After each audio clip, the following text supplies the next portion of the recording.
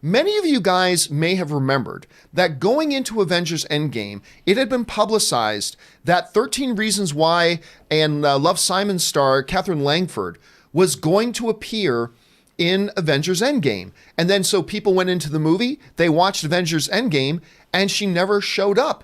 What happened to her? Well, the Russo brothers have now revealed what has happened to her. Now, what I'm about to talk about, and guys, I'm just going to let you know, the Endgame spoilers are pretty much done because of the Spider-Man Far From Home trailer. It's like the spoiler warnings are now off because of the Spider-Man Home trailer. We'll talk about that in a minute, but I am about to talk about some things to give some spoilers away to Avengers Endgame.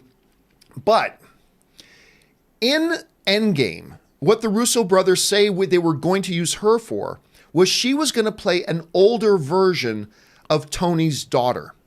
And that the original plan and what they shot was, just like in Infinity War when Thanos did his snap, he's taken to a midway station where he gets to see a baby version of Gamora, and he has that conversation. What did it cost? Everything. He had that conversation with her. Apparently what the Russos were going to do was when Tony snaps, he goes to the same way station, and he sees a future version of his daughter. And that's played by Langford, who basically tells him it's okay. It's all right. Like, I'm going to grow up and I'm going to be fine and everything's good and blah, blah, blah. And what the Russos then ultimately said was it felt, number one, a little bit repetitive, which they kind of did with Vormir. Is that the name of the plan where they get the Soul Stone, where they played the exact same musical score?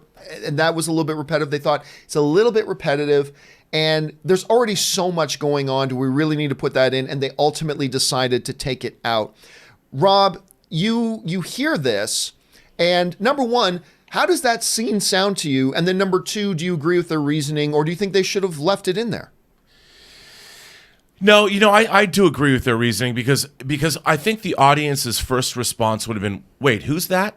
At a really emotional moment, she would have actually had to say, "I'm your daughter from the future," or something to that effect, and it would have added a whole new wrinkle to the scene. Like, wait, who is this person? They've been time traveling, and this is somebody we've never met before from the future. I think they were right to do it. I heard Marcus and McFeely, the screenwriters, talking about how at one point the Living Tribunal, right, who's a giant head, basically was going to be in this movie, and then because they realized the Living Tribunal could kill Thanos, and I'm just like, they thought about everything when they made this movie. I think what we got was pretty damn great, and I just don't think her part in the movie would have worked.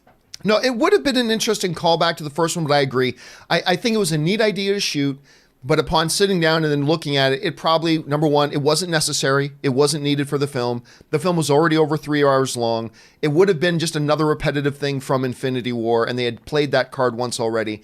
And while it's a neat idea, and I wonder if they might put it in some kind of an extended edition, I'm certain they'll put it in the bonus features. But I can totally agree and see why they would take that out. So I'm all for it that they took that scene out.